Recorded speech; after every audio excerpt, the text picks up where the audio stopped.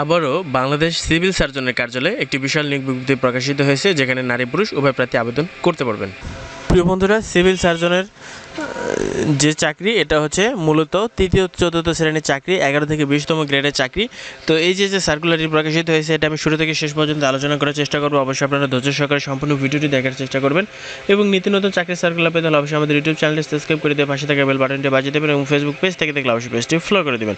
প্রিয় বন্ধুরা, দেখতে পাচ্ছেন 8 নম্বর আছে ল্যাব অ্যাটেন্ডেন্ট পদে 2 জন লোক নিয়োগ করা হবে। 19তম গ্রেডে 8,250 টাকা 8,500 টাকা থেকে 20,570 টাকা, যেখানে স্বীকৃত বোর্ড থেকে মাধ্যমিক স্কুল সার্টিফিকেট বা সমমানের পরীক্ষা হলে আবেদন করতে পারবেন। ড্রাইভার একজন লোক নিয়োগ করা হবে। গ্রেড 16তম গ্রেডে 9,300 টাকা থেকে 22,490 টাকা বেতন দেওয়া হবে। এখানে স্বীকৃত বোর্ড থেকে জুনিয়র স্কুল সার্টিফিকেট বা সমমানের পরীক্ষা হলে আবেদন করতে পারবেন। ড্রাইভিং লাইসেন্স, হালকা গাড়ি চালানোর বৈধ হালকা ড্রাইভিং লাইসেন্স থাকতে হবে এবং অভিজ্ঞতা সম্পন্ন চালকগণ অগ্রাধিকার পাবেন। স্বাস্থ্য সহকারী 38 জন লোক নিয়োগ করা হবে। এখানে 16তম গ্রেডে 9,300 টাকা থেকে 22,490 টাকা বেতন পাবেন। তো সিভিল সার্জনের কার্যালয়ে এই চাকরিতে সবচেয়ে আকর্ষণীয় পদ হচ্ছে স্বাস্থ্য সহকারী, যেখানে স্বীকৃত বোর্ড থেকে উচ্চ মাধ্যমিক সার্টিফিকেট বা সমমানের পরীক্ষা হলে আবেদন করা যাবে এবং এই চাকরিটি হচ্ছে আপনি বাসায় থেকে করতে পারবেন। তো পাশাপাশি এই চাকরির পাশাপাশি আপনি অন্য কোনো ব্যবসা বাণিজ্য চাইলে করতে পারবেন অথবা কৃষিকাজও করতে পারবেন। এটা হচ্ছে এই চাকরির সবচেয়ে বড়। অফিস সহকারী কাম কম্পিউটার মুদ্রাক্ষরিক 2 জন লোক নিয়োগ করা হবে। 16তম গ্রেডে 9,300 টাকা থেকে 22,490 টাকা বেতন পাবেন। এখানে স্বীকৃত বোর্ড থেকে উচ্চ মাধ্যমিক সার্টিফিকেট বা সমমানের পরীক্ষা হলে আবেদন করতে পারবেন। কম্পিউটার চালানোর দক্ষতা, টাইপিংয়ে গতি বাংলায় প্রতি মিনিটে 20, ইংরেজিতে 20 শব্দের গতি হতে হবে। কোল্ড চেইন টেকনিশিয়ান একজন লোক নিয়োগ করা হবে। গ্রেড 15 9,700 টাকা থেকে 23,490 টাকা বেতন পাবেন। এখানে স্বীকৃত বোর্ড থেকে রেফ্রিজারেশন বা এয়ার কন্ডিশন ট্রেডে উচ্চ মাধ্যমিক সার্টিফিকেট বা ভোকেশনাল পরীক্ষা হলে আবেদন করতে পারবেন এবং স্টোর কিপার 5 জন লোক নিয়োগ করা হবে, যেখানে 16তম গ্রেডে 9,300 টাকা থেকে 22,490 টাকা বেতন পাবেন।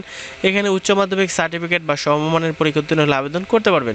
স্টোর কিপার পদে চূড়ান্ত নির্বাচিত হলে সরকারি বিধি অনুযায়ী জামানত প্রদান করতে হবে এবং 60 মুদ্রাক্ষরিক কাম কম্পিউটার অপারেটর 14তম গ্রেডে 10,200 টাকা থেকে 24,680 টাকা বেতন পাবেন। এখানে স্বীকৃত বিশ্ববিদ্যালয় থেকে ন্যূনতম দ্বিতীয় শ্রেণীতে স্নাতক বা সমমানের ডিগ্রি, কম্পিউটার ব্যবহারের অভিজ্ঞতা, 60 লিপিতে গতি প্রতি মিনিটে বাংলায় 45, ইংরেজিতে 70 হতে হবে।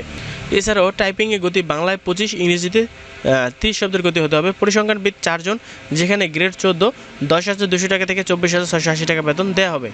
এখানে স্বীকৃত বিশ্ববিদ্যালয় থেকে পরিসংখ্যান, গণিত, অর্থনীতি বিভাগে স্নাতক এবং কম্পিউটার চালানোর দক্ষতা হতে হবে।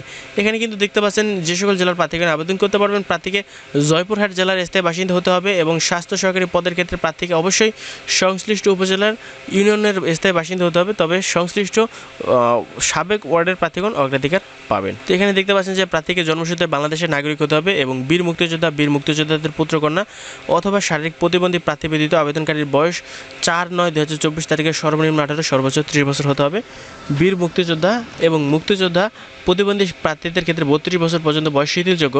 এখানে সকল প্রকার আবেদন শুধুমাত্র অনলাইনে পাঠানোর জন্য বলা হয়েছে। তো আবেদনের জন্য আপনারা প্রথমে যে কাজটি করবেন তা হচ্ছে http://cs.joypurhat.teletalk.com.bd এই ওয়েবসাইটে আবেদন ফর্ম পূরণ করতে পারবেন আগামী 4/9/2024 সকাল 10টা থেকে এবং আবেদন শেষ হবে 24/9/2024 বিকাল 5টা। এই সময়ের মধ্যে ইউজার আইডি পাসওয়ার্ড প্রাপ্ত প্রার্থীগণ পরবর্তী 72 ঘন্টার মধ্যে টাকা জমা দেবেন।